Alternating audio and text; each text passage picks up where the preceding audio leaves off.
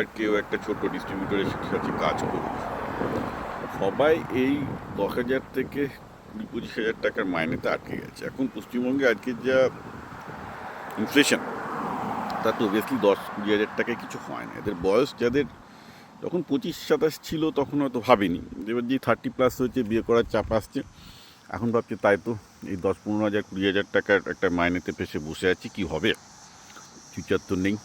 ফলে একটা বিশাল অংশ ওয়েস্ট বেঙ্গলে ডিপ্রেশনে চলে গেছে। ওয়েস্ট বেঙ্গলে ইয়ং শিক্ষিত জেনারেশনের মধ্যে depression is unbelievable. But I am telling you, এটা লাস্ট 50 বছরের পাপের ফল। If you understand it well, fine, এটা বুঝতে পারলে ভালো, না বুঝতে পারলে হবে না। কারণ আলটিমেটলি একটা জাতির ইকোনমিতে, একটা স্টেটের ইকোনমিতে যদি ক্যাশ ফ্লো না করে তাহলে কিছু হয় না। আমি একটা সিম্পল এক্সাম্পল দিচ্ছি। আজকে আমাকে একটা অ্যাকাউন্ট্যান্ট লিখেছে, সে 20,000 টাকার মাইনেতে বহুদিন ধরে পড়ে আছে। তার মধ্যে আরও অনেকে, সে তো 20,000 টাকা পাচ্ছে, অনেক ভালো। অনেকে 15,000 টাকা মাইনে, 10,000 টাকা মাইনেতেও হয়তো অ্যাকাউন্টিংয়ে কাজ করছে, অনেক বিজনেসে বসে আছে। কিন্তু তার বেশি সেই বিজনেসগুলো পে করতে পারবে না। কেন পে করতে পারবে না? এক তো প্রচুর শিক্ষিত ছেলে আছে, তার ডিমান্ড সাপ্লাই রেশিও খুব ডিসমাল, আর সেকেন্ডলি বিজনেসগুলোরও তো পে করারও ক্ষমতা নেই। কারণ ওয়েস্ট বেঙ্গলে বিজনেসের ক্যাশ ফ্লো ভীষণ কম, এখনও কম। এটা আস্তে আস্তে হয়তো বাড়বে যত আইন শৃঙ্খলা ভালো হবে। আমি আবার বলেছি, ওই হকারদের প্রতি বেদনা, মানে ইলিগাল হকারদের প্রতি বেদনা, এবং যদি ইলিগাল, যা কিছু ইলিগাল অ্যাট পার কনস্টিটিউশন, সেগুলোর প্রতি যদি লোকের মোহ থাকে, জীবন এখানে পশ্চিমবঙ্গে ইনভেস্টমেন্ট আসবে না, এবং জিনিসপত্র এইরকমভাবেই লো ক্যাশ সিচুয়েশন। আর ক্যাশ হচ্ছে একটা, কী বলবো, জাতির ইকোনমিতে রক্তের মতো। রক্ত কমে গেলে যেমন রক্ত স্বল্পতায় ভোগে, পশ্চিমবঙ্গে সেরকম অবস্থা হয়েছে। আর প্রশ্ন হচ্ছে যে এই 10-20,000 টাকার মাইনের লোকগুলো কী করবে তাহলে? আমি এটা নিয়ে বহু ভিডিও করেছি, আমার ইউটিউব চ্যানেল বিপ্লপার 2000, এই একই টপিকে অনেক ভিডিও আছে। আমার ফার্স্ট সাজেশন হচ্ছে তাদের আগে ওয়েস্ট বেঙ্গল ছেড়ে বেরোতে হবে।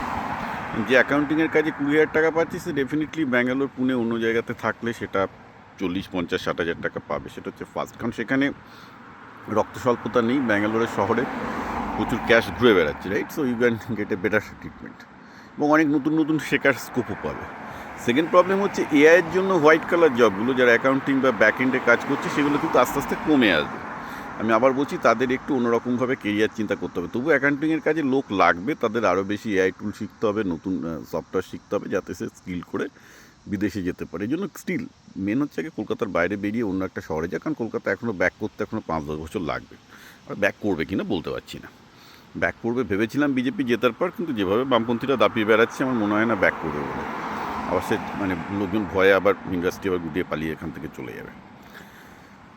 থার্ড একটা হচ্ছে যে বেসিক্যালি ব্যাঙ্গালোর বা অন্যান্য জায়গায় ট্রান্সলেট করার পর তারা মিডল ইস্ট থেকে শুরু করে বিভিন্ন জায়গায়, ইস্টার্ন ইউরোপ, মিডল ইস্ট, সব জায়গাতেই এখন লোক নিচ্ছে। সেখানেও তারা যাওয়ার প্ল্যান করতে পারে, বাট একটা সার্টেন টাইম। কারণ সেসব দেশে, প্রত্যেকটা দেশের যে অ্যাকাউন্টিং তো সার্টেন লোকাল ল অনুযায়ী চলে।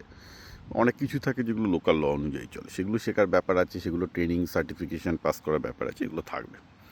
সো ন্যাচারালি আমার আবার বলছি, আমার ইউটিউব চ্যানেল বিপ্লপার 2000, এই টপিকে অনেকগুলো ভিডিও আছে, আপনারা দেখে নিন।